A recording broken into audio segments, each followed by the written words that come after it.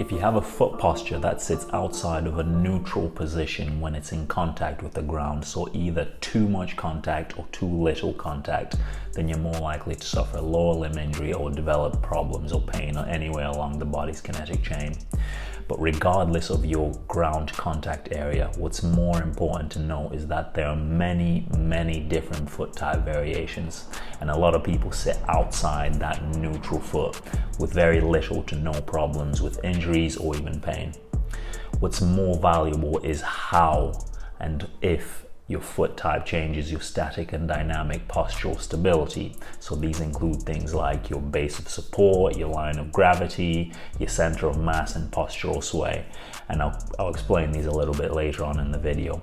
But overall, it's the postural control deviations which have a more significant link to the likelihood of injury as opposed to the anatomic variations alone. So, although there's many different classifications of foot posture, for simplicity's sake, I'll just stick with the three most common and known types. So number one is the neutral foot posture. Number two is a supinated foot posture, which is characterized by having high arches and is associated with hypomobile joints, or joints that are more stiff. And three is a pronated foot, characterized by having a foot that's more flat and is associated with hypermobile joints, or joints that move a little bit more. So the neutral foot is supposed to be the ideal foot posture because it sits in a well-balanced position to absorb shock, store and release energy. So what should a neutral foot posture look like? So here are side-by-side comparisons and how you can tell. So if you're looking up at your foot from a bottom angle, you have a triangular shape of weight distribution, and you should also have the outside of your foot making more contact with the ground than the inside of your foot. So with a pronated foot, or a flat foot as we call it, what you see from the bottom is increased foot contact with the ground from the inside part of your foot, which increases the ground contact area or the coverage. And it's the same with an oversupinated or a high arch foot, except the compensations happen in the opposite direction. So from the bottom, there's less ground contact area with increased pressure throughout the outside of the foot. Now looking at the inside part of your foot, you should see a nice clear neutral arch that's not too high or too low like in the neutral foot on the image. With pronated feet, the arches look much lower and in extreme cases almost look flat. Again, with supinated feet, the opposite is true, where the arch sits much higher. So from the back, what you should see is the toes visible on both the inside and outside of the foot in a neutral foot position. And also the Achilles tendon should fall straight down into the heel bone without having a curve in either direction as well. In pronated feet, from the back, the toes might not be visible from the inside, but you can see them on the outside. And you might see a lateral curve of the Achilles and an angled calcaneus bone as well. And once again, for supinated feet or high arches, so the toes might be more visible from the inside than they are on the outside. And the Achilles tendon is curved medially with an angled heel bone as well. Okay, so who cares? What's the actual big deal of having flat feet anyway? So the problem with having flat feet is that it often impacts the rest of your body's kinetic chain and also the kinematics. So for example, pronated feet or flat foot, they can force the rest of your body to change its resting position. So let me show you. So as your foot rolls inwards, what also happens is that your shin bone also rotates inwards. So instead of my shin bone pointing straight ahead, with the foot rolled in, my shin bone is now pointing at an angle.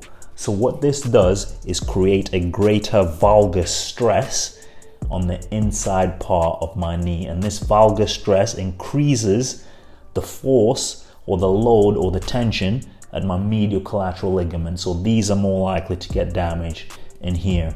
And at the same time, what's also happening as I'm getting that opening force causing stress in there, I'm also getting a compressive force on this side, so naturally a closing on this side. So I might have greater wear and tear on the outside part of my knee joint in there. So as we have the knee foot rolled in for pronated foot, we have the tibia or your shin bone also rotated in. The increased pressure there, what you also get at the, I don't know if you can see properly, but what you also get in your hip is your hip also internally rotates just a little bit. And as your hip internally rotates, what you have to do now to offload the pressure that's experienced in your hip is to, let me bring this up. So what you then do is you naturally go into an anterior pelvic tilt to offload that joint. So that then, like I was talking about with the kinetic chain, it just then causes then future problems with maybe back pain, your knee pain. It could be anywhere in that kinetic chain. All right, so what usually happens there is you might be told that your back pain is resulting from your anterior pelvic tilt, when actuality, sometimes, not all the time, sometimes the problem has actually started down the main source is at the feet. So with high arch feet, it's just in the similar compensations but in the opposite direction. So you might get a high arch foot, so the foot rolling out, or a high arch on the inside. That will result in your shin bone rotating outwards, or having a bit more external rotation. And what that will do is, you can see, opens the gap on the outside here, and that will put a bit more stress on your lateral collateral ligament.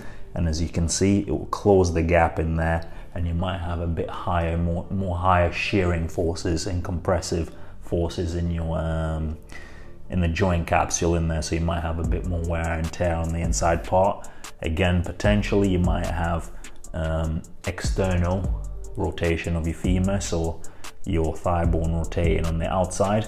And what that might do, it might result potentially, not always, most people are different, but just in terms of pattern recognition, you might get overactive hamstrings, and the overactive hamstrings might result in a posterior pelvic tilt. So things generally tend to shift in the opposite direction.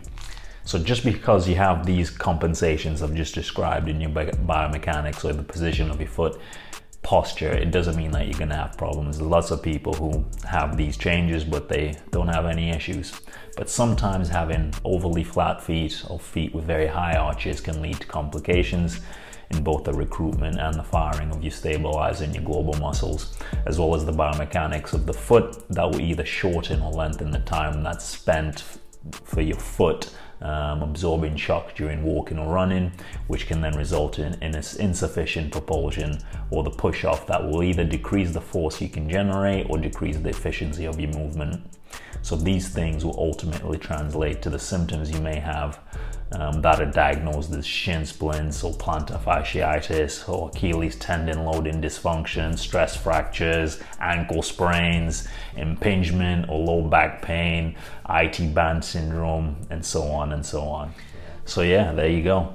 Overall, there's lots of different ways to find out what kind of foot posture you have. You can also look at your rear foot angle, but if you want to be super objective, you can use the foot posture index as well, and that will give you an objective score of what your foot posture is like, whether you have a flat foot, an arch foot, pronation. It will just give you different elements, because it's not as simple or straightforward as saying yes flat foot or yes high arches. There's lots of different things that we need to look at that play a part in the posture of your foot. Damn, that wink was corny.